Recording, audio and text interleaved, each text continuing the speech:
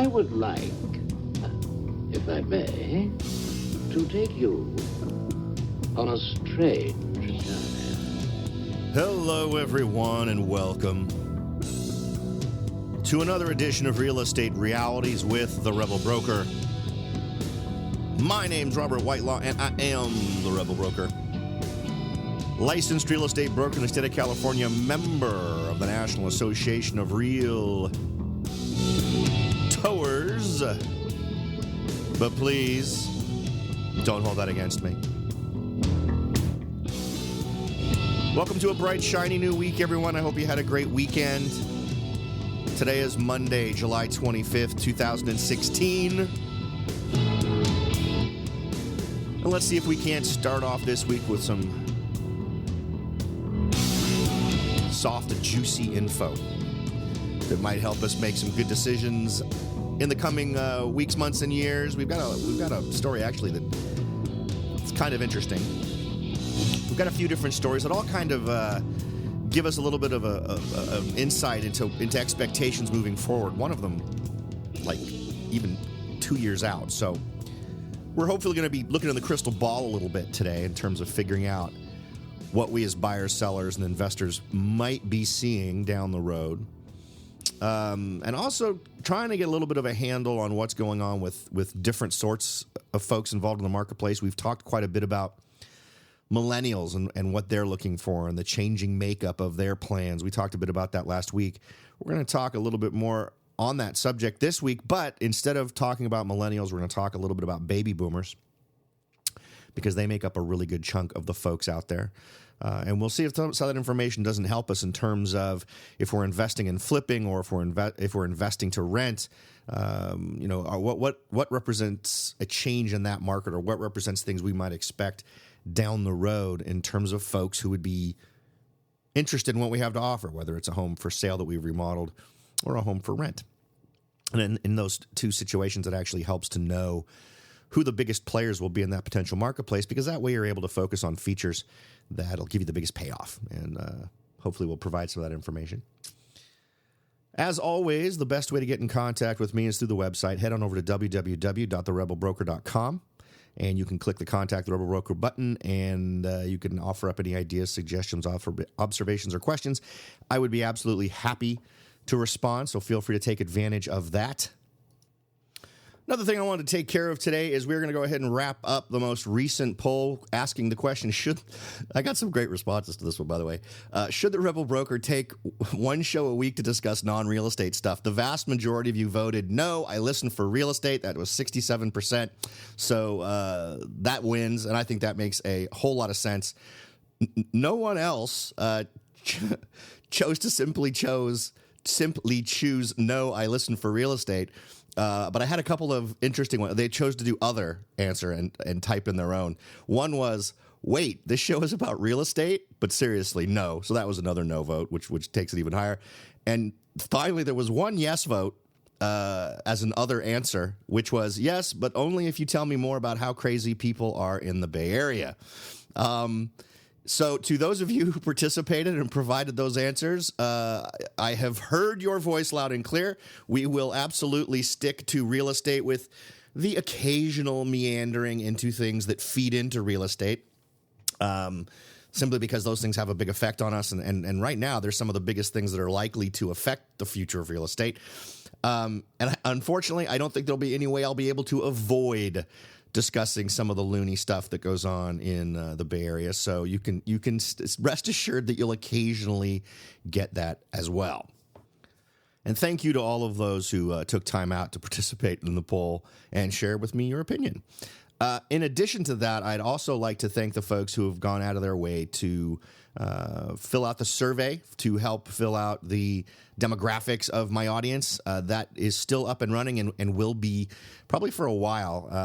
If you go to the website, www.therebelbroker.com, on the homepage at the very top, there is a red button that says take the survey to support the show.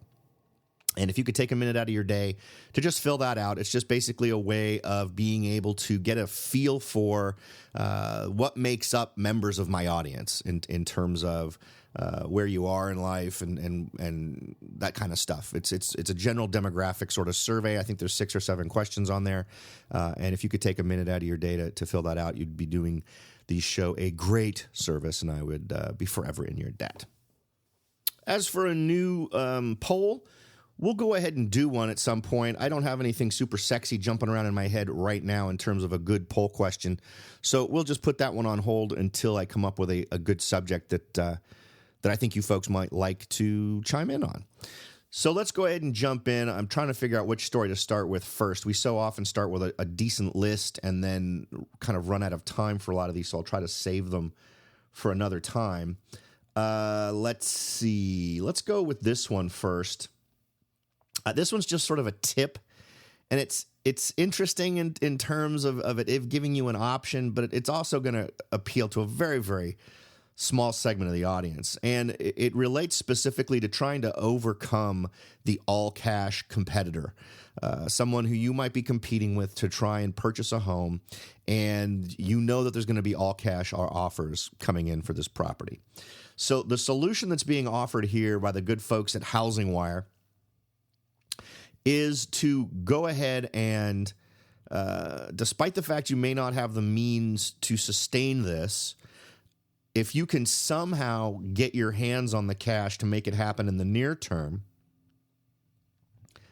the suggestion is to purchase it, and then once it has closed, finance it and pull out as much of the cash as you possibly can. Let's see. They're calling this sort of delayed financing. So you buy the home using all cash in order to win the bid, and soon after refinance the home to get much of the cash back. Quote, there are different ways to use this strategy. For more modest purchases, there's a little-known Fannie Mae program that took effect 5 years ago. It allows certain buyers without mortgages to obtain a cash-out refinance soon after closing on a home, which means they can get much of their cash back almost immediately. Before the delayed financing program began, borrowers had to wait at least 6 months before tapping into home equity. So I think that that's a great option for folks who can swing it. If somehow you can manage to get your hands on the money, and a lot of times this can be handled through some of your investments for retirement. I know that in the past, my current investments wouldn't permit me to do this. But I know that there have been instruments I've used in the past for retirement where I could borrow the money against my retirement funds. And that may be an option for someone if you're trying to come up with enough money to do an all-cash transaction. And it really just comes down to how long you have to pay that money back without suffering any penalties. So if you can manage to make it happen, you know that you can at least return that money based on doing a refinance after closing, if that's something you need to worry about. Now, is this a real thing for folks out there? It sure is in my marketplace. We're still seeing all-cash offers. We're not seeing as many all-cash offers as before. In fact, we've actually seen a fairly steady decline in the all-cash offers in my marketplace. I'm willing to bet that this is still a major concern for a lot of folks in some markets. So it's something to have in there as an option, even if you end up being literally to the hilt in terms of leveraging off of everything. Something like this may be the way to get yourself into a home in such a way that you're not saddled with it from then forward. You can then repay back whatever loan you've taken out or whatever you've done in terms of taking it from an investment. And the other thing is, one reason why this, I think, kind of makes it a little bit more attractive is you are suddenly totally in control of when you close yourself. When you do an all-cash transaction, you don't have to worry about a bank's approval. You don't have to worry about their funds showing up, which is really the longest pole in the tent right now. And since we had the change in lending practices that took effect back before January, That's affected every escrow I've closed since that happened. So in the very first one after it happened, it was ridiculous, and in a more recent one, it was a little bit less ridiculous, I guess, as folks get more familiar with the process. But it's adding anywhere from a few days to 10 days for a lot of transactions in order to just sort of work through a lot of those issues. So all of those things go away immediately. However, I don't want you to think of this as a way to short circuit precautionary things. Do I think you should still get an appraisal? I think you should, simply because, remember, an appraisal is what is going to be used to determine what you can get in terms of a loan when you refinance. So make sure, I would strongly suggest getting one just so you're calibrated to that. And if that thing doesn't appraise for anywhere near what you need it to get in order for you to get your money back to pay back whatever these temporary loans you may be taking out to make the deal work in cash, you'll want to be aware of that. Now, there's also no guarantee that when you do a refinance that they'll use the appraisal you got, and B, odds are they won't. They'll do their own.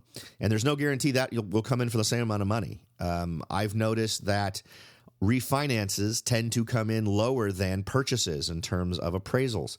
So it's going to be interesting for you to try to work through that process and try to calculate what difference might exist between the appraisal that you're going to get for your refinance and the appraisal that you'll likely get when you are purchasing the property for all cash.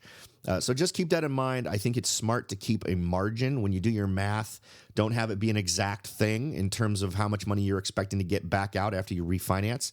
Expect that money, expect the amount you are able to pull out to be less than that, and figure out what your safety margin is, because I don't want you to get yourself into any great big trouble. Okay, what shall we cover next today? Let's go ahead and hit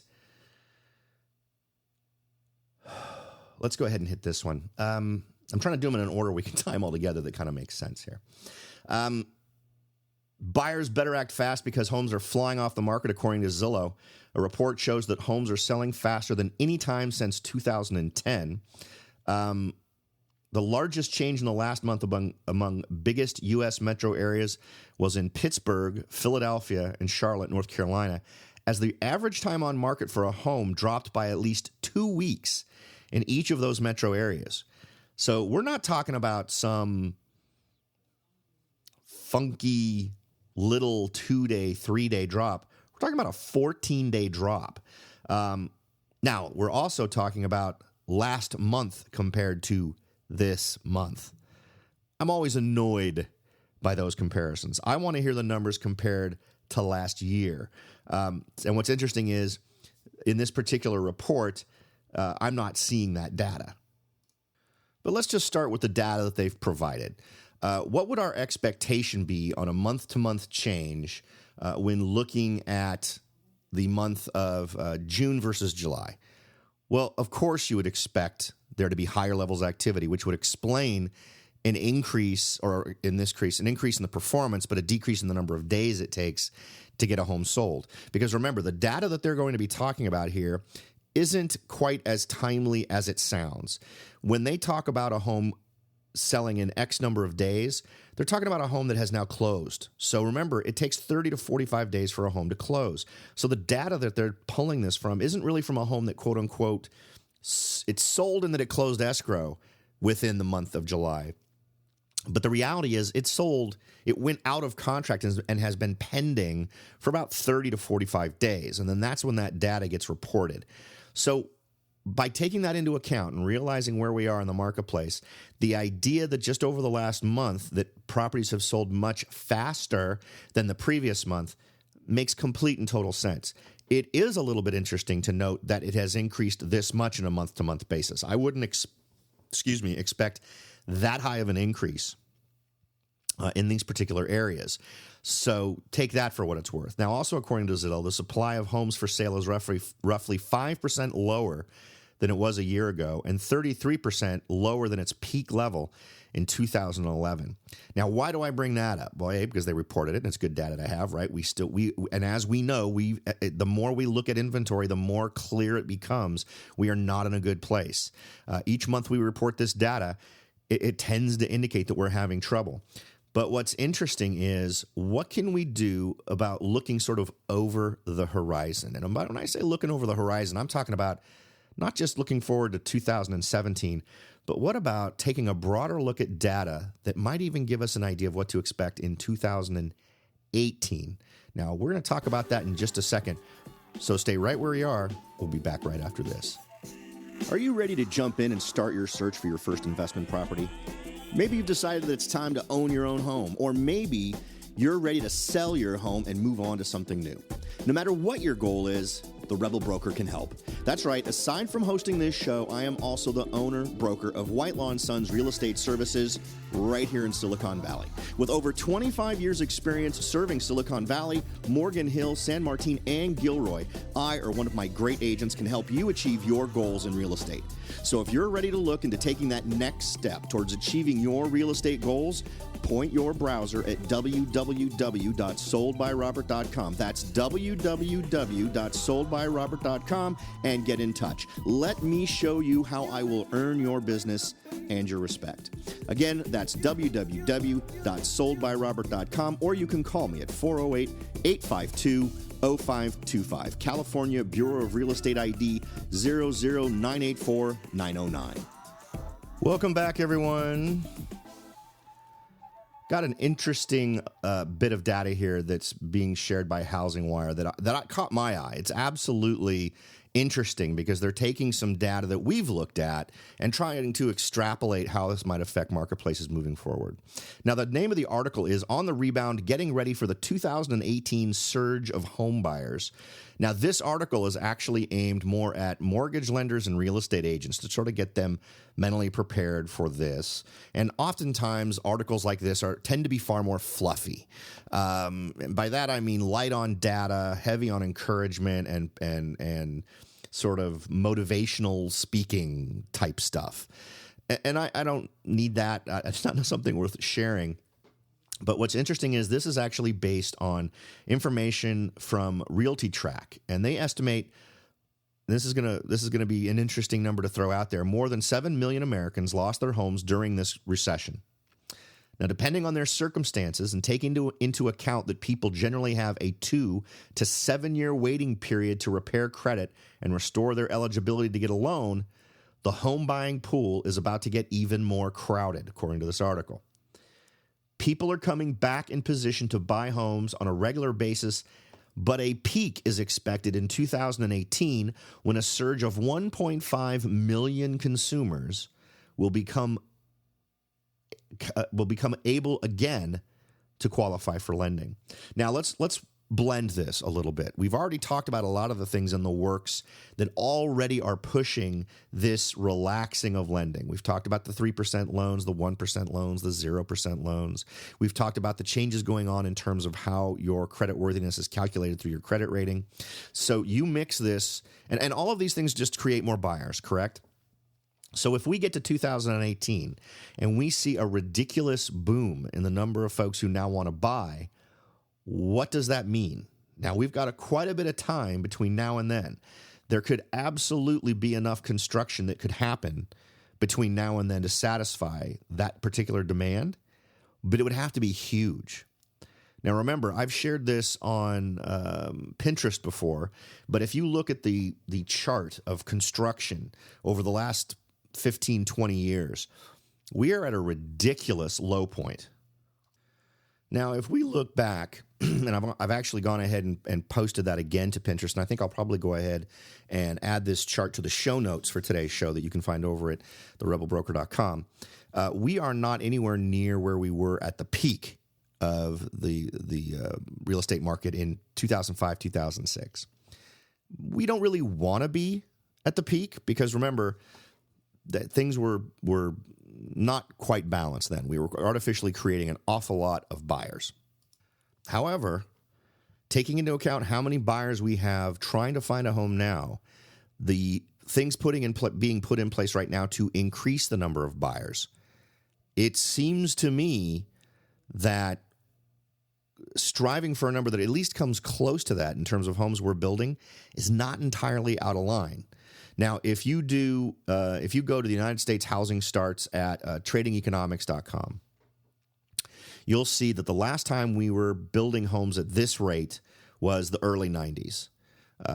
So, I mean, and just in terms of demand numbers, there's absolutely a ridiculous disconnect between the homes that are being offered for sale and the folks that are looking to buy. There's just far too little inventory. So I'm convinced we'd have to see a pretty big jump in the number of homes being built. And since 2012, we've started to see that happen a little bit. We've started to see a ramping up in the amount of construction that's been going on. So there's encouragement there. It's been a pretty steady increase. But again, it needs to be, I think, a little bit more robust. We need to see a little bit more growth. But let's assume it stays on the track it's on now. Where does that leave us in 2018? Well, if we see the jump in demand there, I think it puts us in a position where we absolutely see a much bigger discrepancy between the number of folks who want to buy and the number of homes that are put onto the marketplace. And all that can do is push prices higher. And in a lot of ways, you can almost take this as a separate thing. We can talk about a lot of the things going on with currencies or whatever else is going on in terms of the economy and broader economics, even national stuff and international stuff. If this fundamental truth remains, there's simply not enough homes being built and tons of people trying to buy, something has got to give. And typically it ends up being folks paying an awful lot of money for housing. Or with what we've seen more recently, folks giving up on purchasing. Remember, we saw that with millennials in terms of saying, forget it. I'm going to wait. I'm going to hold off, and I'm not going to buy something till I buy something I know I'm going to hold on to forever. So let's link that dynamic with this. If we suddenly have a bunch of millennials who are living that way and saying, I'm going to buy something and then I'm going to keep it for 10, 15, 20 years. If we see that already going on now, what does that do to the numbers in 2018? Well, we suddenly see a whole bunch of new folks who, because their credit has been repaired or they've gone far enough beyond bad occurrences resulting from the downturn, we see a big increase there. We see a continuing increase just based on the different financial policies that are being pushed in terms of loans that are being offered, and it becoming an increasingly a subprime marketplace in terms of encouraging folks to borrow, and in a lot of cases outside of what their credit situation would support. And blend that with this idea that suddenly folks who used to get onto the marketplace every 3 to 5 years aren't going to do that. Well, that seems to be a pretty stressful, low inventory, high potential demand situation, right? Let's blend that with one more thing. Now, this is from, where do we get this from? This one's from Realtor.org. And baby boomers chart a new direction in housing. This one's kind of interesting. Folks have already been spending an awful lot of time trying to figure out what's going to happen with millennials, right? Well, let's try to figure out what's going to happen with baby boomers. Americans over the age of 55 are veering from previous generations. It's exactly what's been going on with millennials. And again, this idea that we cubbyhole these people into these chunks, I think is a little goofy. I guess we need to for whatever reason. But the bottom line is, everyone is doing things differently because they're responding to the way the market is now. It has very little to do with whether you're a millennial or whether you're a baby boomer. Your circumstances will be different, so your preferred solution may be different, but you're both responding to a marketplace that is not what you like or are used to anymore. Okay, so continuing here. They are shunning their traditional patterns of retirement, and that could have a big impact on their housing choices. And this is according to Freddie Mac's latest insight report focusing on the baby boomer generation. These folks are opting to not retire, and instead they're launching into second and even third careers. Now, why are they doing this? There could be a variety of different reasons. It might be simply by choice. Folks are living longer and healthier, but it could also simply be that they saw their momentum in savings hindered by the downturn in real estate and are now sort of having to adapt to that by extending how much time they spend in the workforce. So there's a variety of reasons that might spell out why they're doing it, but the fact that they're doing it is really what sort of affects us in terms of what decisions we may want to make as buyers, sellers, and investors in real estate. Now, Americans over age 55 make up a quarter of the population and control about 2/3 of the single-family home equity in the nation. 65-year-olds who on average purchased a home 35 years ago now tend to have a home value that is likely 3.7 times what they purchased it for. Nearly a quarter of baby boomers recently surveyed by Freddie Mac say they need major renovations in their current home in order to stay there as they age, which is also an interesting trend, a trend towards staying instead of buying a home that is more suited towards what they need as they get older. Many say they may face financial constraints to take on those remodels. For others who do plan to age in place, they may be underestimating the extent of the financial cost of outfitting their home with features so they can do so. About 18 million homeowners over the age of 55 may be shopping for another house in the next few years, according to the Insights report. So these would be homes, and this is one little tidbit out of this that's something for you to be aware of as someone who either is going to be selling a property or potentially wanting to rent one. If we see this sort of increase at that price point, at that age range, you're going to want to have features in your home that potentially meet those needs. You just need to figure out, where does my property fit in terms of marketplace? Is my home located in an area that would tend to draw folks that are baby boomers? Is it a home that simply by the way it's designed isn't going to? Are there too many stairs? Are there a lot of hills? Those types of things are all going to play into that. But these are things you're going to want to keep in mind, even if you're renting, because we're also seeing a trend towards pulling their value out of a home, using that money, and then continuing to rent from there. Now, the main reasons to move aren't due to downsizing either. Instead, the survey showed the key influences making these generations move are affordability of the community, the need for retirement amenities, and a home with less maintenance. 55-plus population likely is to be an active part of the housing economy for years to come still. So we're seeing an extension of the involvement of folks in this age group in our markets. So as folks who are buying, we may find ourselves in competition with folks in this age group, which typically hasn't been a big thing in the past. They mentioned that these folks are looking for something that may not necessarily be a downsize, but rather is making them want to move into an affordable community. Well, who else is looking for an affordable community? Just about every first-time home buyer, right? Retirement amenities. Now, granted, that may not be something that the first-time buyer is looking for, but I would be willing to bet that folks that are smart developers of properties are going to be building those kinds of features into homes as a more standard element, simply because of the fact that folks in this age group are becoming bigger players in the marketplace in terms of potentially having more mobility from one property to another. And then, of course, there's the less maintenance thing. And first-time home buyers, I don't see a lot of them fussing too much about less maintenance. But when that subject is brought up with folks I talk to today, they like the idea of less maintenance. So there's definitely some overlap there. And I think that that's an overlap that's going to be interesting for buyers who are potentially going to be competing with these other buyers. I think it's something that sellers need to be aware of when they're potentially marketing their home. Whether it's something where you've invested in it and you're now reselling, or if you are a renter, if you're a landlord who wants to rent, understanding these crossovers is going to help you appeal to the largest market possible, right? If you're someone who has a home for rent and you want to try to get the largest number of applicants so that you can then choose the cream of the crop, it's great to have folks that are millennials and baby boomers, right? It's much better to have more than less.